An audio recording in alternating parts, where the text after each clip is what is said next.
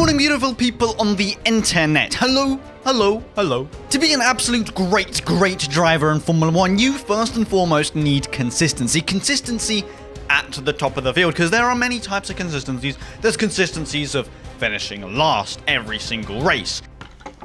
There are consistencies of crashing out every single race, and that is a consistency that you don't quite want, because you won't be in Formula 1 for that long if you have any of those attributes to your player card. However, consistency, like the good type of consistency, the consistency of podiums upon multiple, a lot of points, upon, obviously, pole positions, race wins, that is the consistency that you want. Max Verstappen wins for Max Verstappen, Max Verstappen, Max Verstappen, Max Verstappen, Max Verstappen, Max Verstappen, Max Verstappen. And sometimes, on occasions, there's a certain driver in a certain era that it becomes a bit too consistent. It becomes a bit, oh my god, can you just stop being that good? Michael Schumacher back in his prime with the Ferrari boys. Without a shadow of a doubt, it's the greatest achievement in the history of Formula 1 racing. This is history. Until they turned into absolute clowns.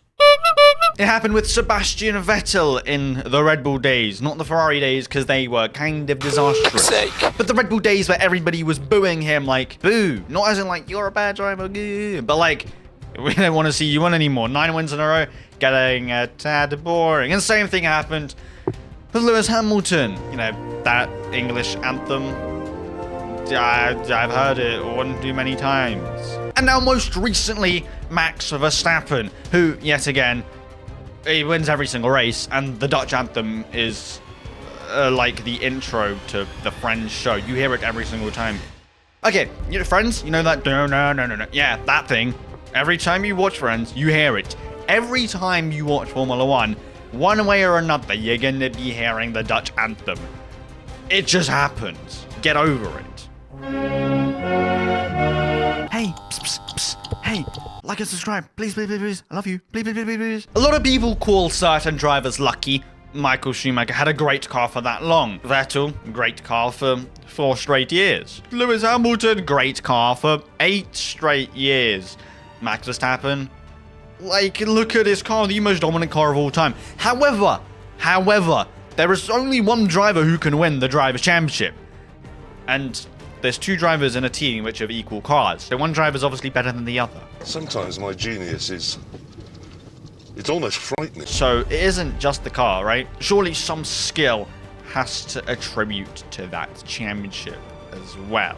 Those 4 key drivers that I've just named, their dominance being, well, straight up pure dominance. They've never had, their driver, their teammates have never been... all that. Barrichello, Schumacher, clear 1-2. Webber, Vettel, multi-21, Seb, clear 1-2. Not too shabby for a number 2 driver. The story goes on and on and on. Lewis Hamilton was maybe challenged for 3 years by Rosberg, but then, he retired. And then Bottas, clear 1-2. Bottas couldn't win a championship. He had one of the most dominant cars in 2020. Wasn't even close. And then to even bother talking about Sergio Perez in 23, 22, 21, it was literally a sweep down. You're bad. I'm winning every single race. And what are you doing? Barely stepping on the podium. You're barely scoring points. You're barely making it into Q3. Max Verstappen literally slapped that guy up in 23 like it was nobody's business. So Sergio Perez, given the best car of all time statistically, he managed 2 wins compared to Verstappen's, 17? Verstappen won the Constructors' Championship on his own. Sergio Perez didn't help at all that season. He did nothing except for score Red Bull's first 1-2 in the championship. But I guess that wasn't hard if you have the most dominant car of all time. So that leads me to my main point. It isn't just the car, because Bottas could win a championship. Barrichello, maybe. Mark Webber, I'm not sure. Valtteri Bottas, definitely not. I mean, at the moment, he's 21st in a 20-driver grid, so that says another story. And then there's Sergio Perez, who is even worse than Valtteri Bottas, in my humble opinion. And What has he been doing the entire season? In, yet again, a great car. Verstappen's winning whilst he's, what, dilly-dallying, getting knocked out of Q3, knocked out of Q1, not making it to Q3, crashing out in the races, getting stuck in gravel traps. Yeah, it isn't just the car, is it? There's a certain flair to the drivers that other drivers can't replicate. Because there's fighting for points and occasionally battling for maybe a pole position here or there, maybe a podium here or there. A lot of drivers have scored a podium, a handful have won a race, but a measly bunch have actually managed to clinch a championship. You know, battling for, say, P17, maybe P12, no one really looks at that. There's no real pressure on you. You're out of the points, and what? Nobody cares. You can just drive around, chill out a bit. You ain't scoring points. There ain't that much pressure on you. Maybe you slightly start to break into the points.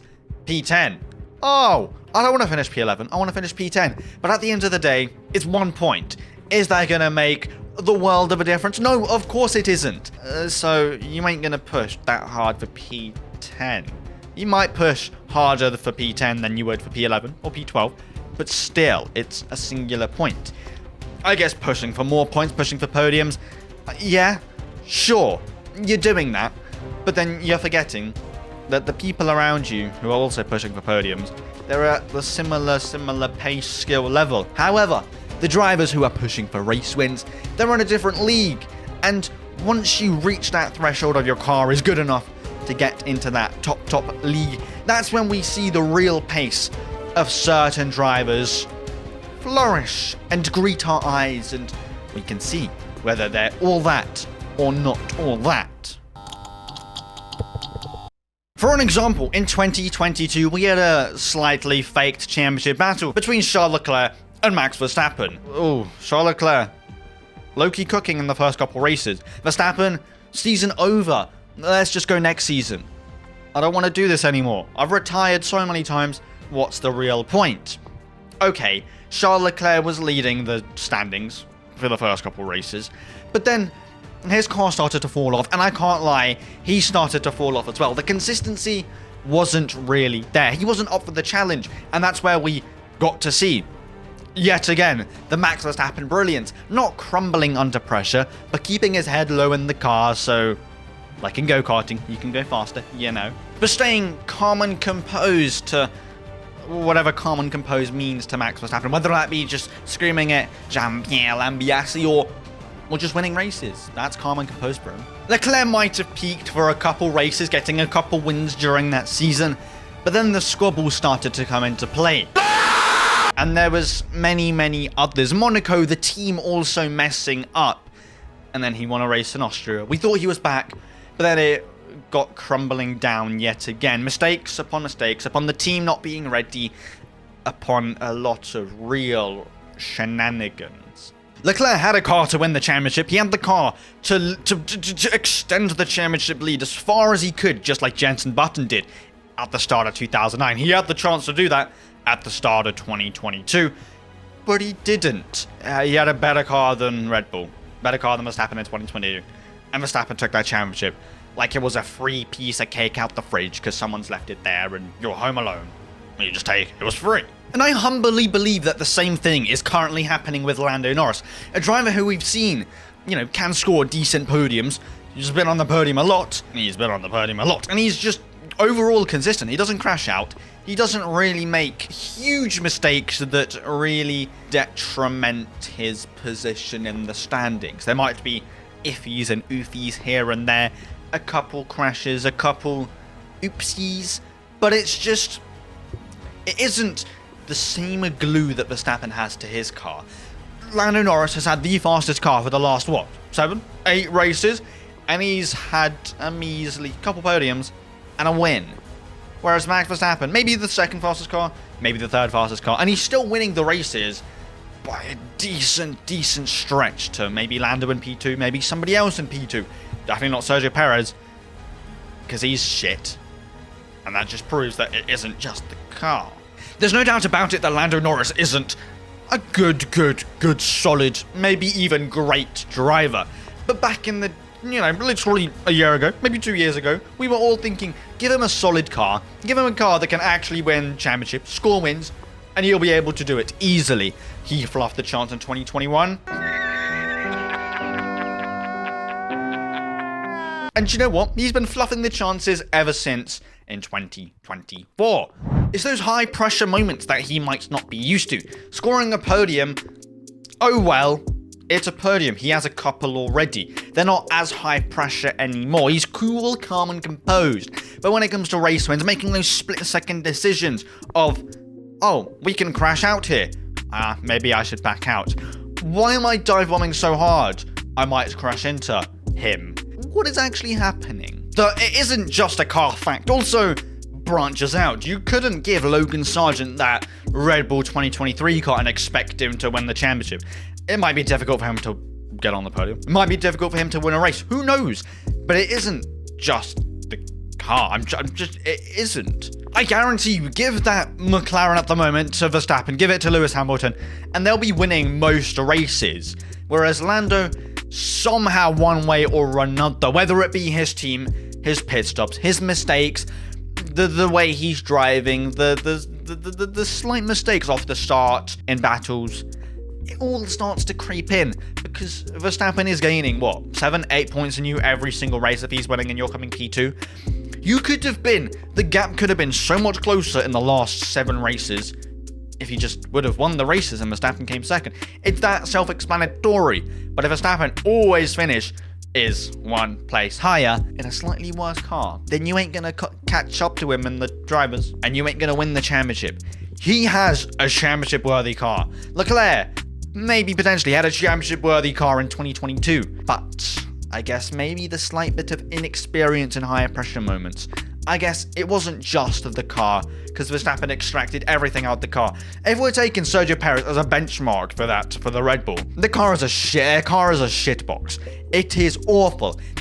Maybe they should have taken Toto Wolff's advice and changed the car. Because say you had 2 Sergio Perez's in that Red Bull, getting knocked out of Q3, spinning out, it isn't that good. Lando Norris would be winning. But you don't got 2 Sergio Perez's.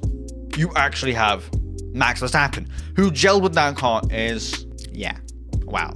It's not that I don't have any faith in Lando Norris winning a championship or winning more races. I do. But it just, you can't just say, I would have won the championship in 2020 if I had that Mercedes. You were inexperienced. You were in your 2nd year. Anyway, with that said, in the comments, let me know what you think. Is it just the car, or is Lando Norris just getting hella unlucky in every single race where he has the fastest car? I don't know. Let me know in the comments. And whilst you're there, subscribe and like. I don't know why you wouldn't. Otherwise, you're a fake enough fraud. Kind of sad, kind of weird if you don't. Hope you have a safe, fantastic, rest of your day. Don't die, because then you can't watch all the videos. And peace.